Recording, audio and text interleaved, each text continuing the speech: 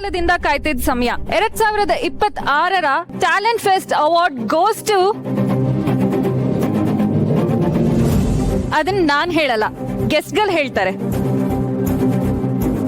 And the award goes to the juniors team, Adi Lakshmi. Adilakshmi ಇಬ್ರು stage ಮೇಲೆ ಬರಬೇಕು.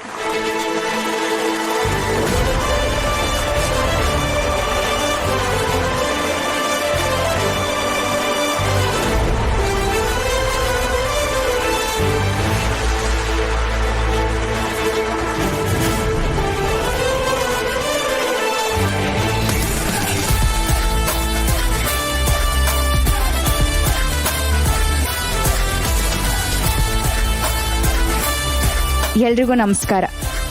ಇವತ್ತು ನನ್ನ ಈ ಗೆಲುವು ನನ್ನ ಮತ್ತು ಆದಿಯಿಂದ ಮಾತ್ರ ಅಲ್ಲ, ನನ್ನ ಇಡೀ ತಂಡದಿಂದ. ನನ್ನ ಜೂನಿಯರ್ಸ್ ಟೀಮ್ ಎಲ್ಲರೂ ಸ್ಟೇಜ್ ಮೇಲೆ ಬರಬೇಕು.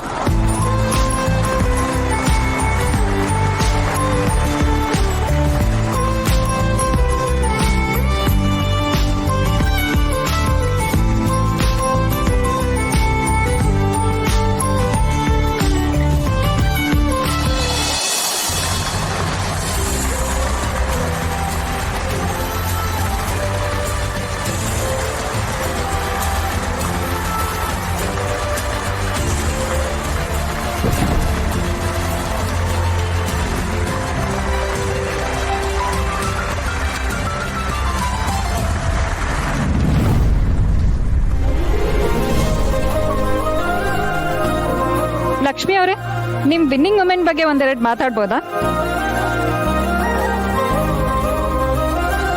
ಗೆಲುವು ಅನ್ನೋದು ಯಾರಪ್ಪನ ಸೊತ್ತು ಅಲ್ಲ. ಪ್ರಾಮಾಣಿಕವಾಗಿ ನಾವು ಪ್ರಯತ್ನ ಪಟ್ರೆ ಗೆದ್ದೇ ಗೆಲ್ತೀವಿ. ನಾನು ಆಗ್ಲೇ ಹೇಳ್ದಾಗೆ ಇದು ನನ್ನಿಂದ ಮಾತ್ರ ಅಲ್ಲ.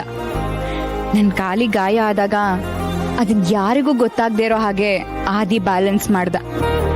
ಇವತ್ತು ಅವನಿಲ್ಲ ಅಂದಿದ್ರೆ ನಾನು ಗೆಲ್ಲೋದಕ್ಕೆ ಆಗ್ತಿರ್ಲಿಲ್ಲ. ಥ್ಯಾಂಕ್ಸ್ ಆದಿ. ಅಷ್ಟೇ ಅಲ್ಲ, ಇವತ್ತಿನ ನನ್ನ ಗೆಲುವಿಗೆ ಮುಖ್ಯ ಕಾರಣ ನಮ್ಮ ಪ್ರೀತಮ್ ಸರ್. ಅವ್ರು ಕೊಟ್ಟಿರೋ ಧೈರ್ಯ, ಭರವಸೆನೆ ಇವತ್ತು ನಾನು ಈ ಟ್ರೋಫಿ ಇಟ್ಕೊಂಡು ನಿಂತ್ಕೊಳ್ಳೋದಕ್ಕೆ ಕಾರಣ ಆಯಿತು.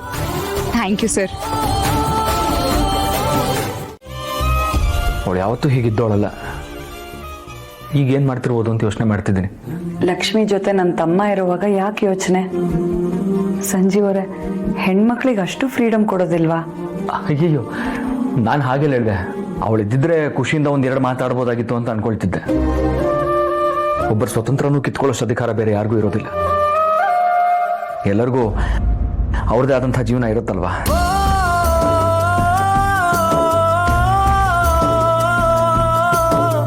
ಜೀವನ ಅನ್ನೋದು ಒಂದು ಪ್ರಯಾಣ ಇದ್ದ ಹಾಗೆ. ಹತ್ತುವಾಗ ಜೊತೆಗಿರೋರು ನಿಲ್ದಾಣ ಬಂದ ತಕ್ಷಣ ಹಿಡ್ಕೊಂಡು ಹೋಗ್ಬಿಡ್ತಾರೆ. ಪರಿಚಿತರು ಅಪರಿಚಿತರ ಥರ ನಡ್ಕೊತಾರೆ, ಅಪರಿಚಿತರು ಪರಿಚಯದವ್ರ ಥರ ಆಗ್ಬಿಡ್ತಾರೆ. ಯಾರೇ ಇದ್ರೂ ಇಲ್ಲದೆ ಹೋದ್ರು ಪ್ರಯಾಣ ಮುಂದುವರಿಲೇಬೇಕಲ್ವಾ? ಹೌದು. ಈಗ ನಿಮ್ಮ ಜೀವನನೇ ಬೇರೆ, ನನ್ನ ಜೀವನನೇ ಬೇರೆ. ಈಗ ನಿಮಗೆ ಒಳ್ಳೆ ಗಂಡನಾಗಿ, ಜವಾಬ್ದಾರಿಯುತ ಮಗನಾಗಿ ಕುಟುಂಬನ ನಡ್ಸ್ಕೊಂಡು ಹೋಗ್ಬೇಕು ಅನ್ನೋ ಆಸೆ. ಆದರೆ ನನಗೆ PhD ಮಾಡಬೇಕು, ಜೀವನದಲ್ಲಿ ಒಂದು ಒಳ್ಳೆ ಸಾಧನೆ ಮಾಡಬೇಕು ಅನ್ನೋ ಆಸೆ. ಆದರೆ ಅದಕ್ಕೆ ಅಡ್ಡಿಯಾಗಿತ್ತು ನಮ್ಮ ಈ ಮದುವೆ. ಆದರೂ ನಿಮ್ಮ ಸಹಕಾರದಿಂದ ಡಿವೋರ್ಸ್ ತಗೊಂಡು ನಮ್ಮಿಬ್ಬರ ಜೀವನ ಮುಕ್ತವಾಗ್ತಿದೆ. ಇವತ್ತಂತೂ ಆ ಲಾಯರ್ ಮಾತಾಡಿದ್ ಕೇಳಿಸ್ಕೊಂಡು ನನಗಿನ್ನೂ ಕಾನ್ಫಿಡೆನ್ಸ್ ಬರ್ತಿದೆ.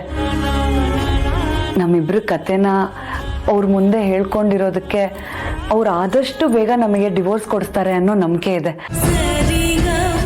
ನನ್ನ ಪ್ರಕಾರ ಇನ್ನೊಂದು 2 ತಿಂಗಳಲ್ಲಿ ನಮಗೆ ಡಿವೋರ್ಸ್ ಸಿಕ್ಬಿಡತ್ತೆ. ಅಲ್ಲಿಗೆ ನಾವು ಅನ್ಕೊಂಡಿರೋ ಹಾಗೆ ಅರ್ಧಕ್ಕರ್ಧ ಟೈಮ್ ಮುಗೀತು.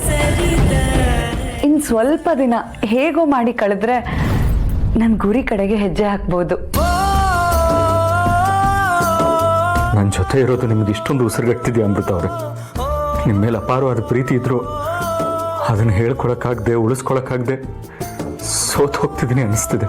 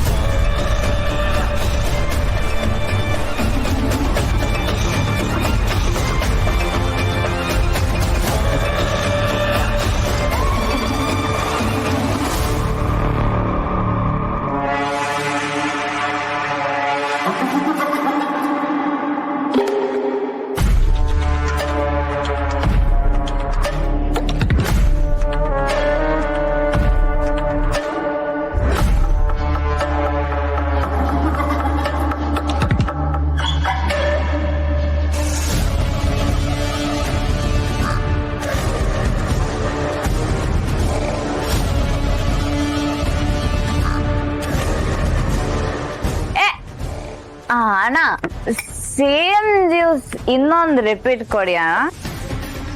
ಅಲ್ಲ ಹಂಗ ಖಾರವಾಗಿ ಏನಿಲ್ವಾ?